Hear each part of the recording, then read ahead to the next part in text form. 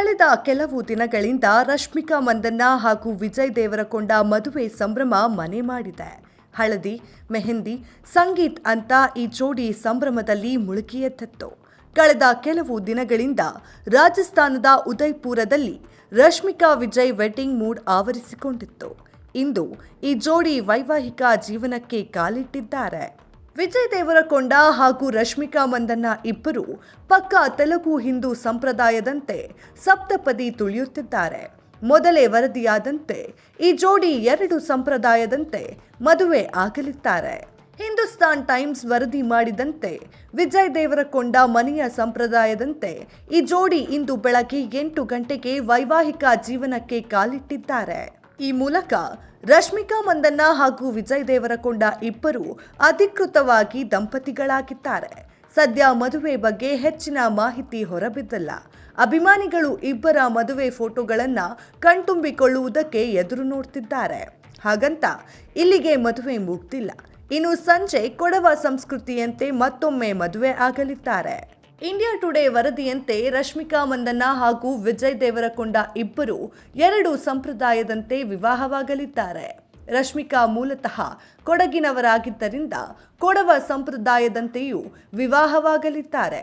ವಿಜಯ್ ದೇವರಕೊಂಡ ಕೊಡವ ಉಡುಪು ಧರಿಸಿ ರಶ್ಮಿಕಾ ಜೊತೆ ಕಾಣಿಸಿಕೊಳ್ಳಲಿದ್ದಾರೆ.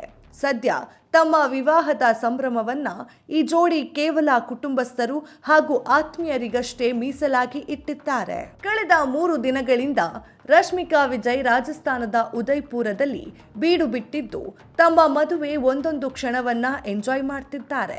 ಈ ಜೋಡಿಗೆ ಕ್ಲೋಸ್ ಇರುವ ಚಿತ್ರರಂಗದ ಆತ್ಮೀಯರು ಕೂಡ ಮದುವೆಯಲ್ಲಿ ಭಾಗಿಯಾಗಿದ್ದಾರೆ. ರಣಬೀರ್ ಕಪೂರ್, ಸಂದೀಪ್ ರೆಡ್ಡಿ ವಾಂಗ ವಿವಾಹದಲ್ಲಿ ಭಾಗಿಯಾಗಿದ್ದಾರೆ ಎನ್ನಲಾಗಿದೆ. ಇನ್ನು ರಶ್ಮಿಕಾ ಗೆಳತಿ ಆಶಿಕಾ ರಂಗನಾಥ್ ಈಗಾಗಲೇ ರಾಜಸ್ಥಾನದ ಉದಯ್ಪುರದಲ್ಲಿದ್ದಾರೆ. ಇನ್ನು ಯಾರೆಲ್ಲ ಭಾಗಿಯಾಗಿದ್ದಾರೆ ಅನ್ನೋದು ಇನ್ನಷ್ಟೇ ಗೊತ್ತಾಗಬೇಕಾಗಿದೆ. ವಿಜಯ್ ದೇವರಕೊಂಡ ಹಾಗೂ ರಶ್ಮಿಕಾ ಮಂದಣ್ಣ ಪರಿಚಯ ಶುರುವಾಗಿತ್ತು 2018ರಲ್ಲಿ. ಇಬ್ಬರು ಗೀತಾ ಗೋವಿಂದಂ ಸಿನಿಮಾ ಮಾಡುವಾಗ ಸೆಟ್ನಲ್ಲಿ ಪರಿಚಯವಾಗಿ ಅದು ಪ್ರೀತಿಗೆ ತಿರುಗಿತ್ತು. ಈ ಸಿನಿಮಾ ಬ್ಲಾಕ್ ಬಸ್ಟರ್ ಹಿಟ್ ಆಯ್ತು. ಈ ಜೋಡಿ ಬಗ್ಗೆ ಸಿನಿಪ್ರಿಯರಿಗೆ ಸಿಕ್ಕಾಪಟ್ಟೆ ಇಷ್ಟ ಆಗಿದ್ರು. ಇತ್ತ ಇಬ್ಬರಲ್ಲೂ ಪ್ರೀತಿ ಮೂಡಿತ್ತು. ಇದೇ ಸಿನಿಮಾದಿಂದ ಈ ಜೋಡಿ ಡೇಟಿಂಗ್ ಆರಂಭಿಸಿದ್ರು. ಗೀತಾ ಗೋವಿಂದಂ ಸಿನಿಮಾದಿಂದ ರಶ್ಮಿಕಾ ಹಾಗೂ Vijay Deverakonda best pair list ಸೇರಿದ್ರು.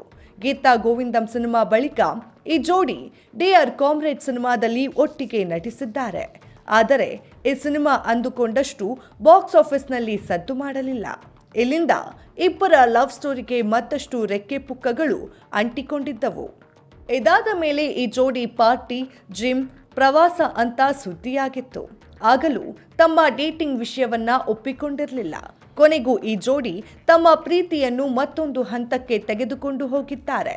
ವೈವಾಹಿಕ ಜೀವನಕ್ಕೆ ಎಂಟ್ರಿ ಕೊಟ್ಟಿದ್ದಾರೆ. ಮತ್ತಷ್ಟು ಸಿನಿಮಾ ಅಪ್ಡೇಟ್ಸ್ಗಾಗಿ ಫಾಲೋ ಮಾಡಿ ಫಿಲ್ಮಿ ಬೀಟ್ ಕನ್ನಡ.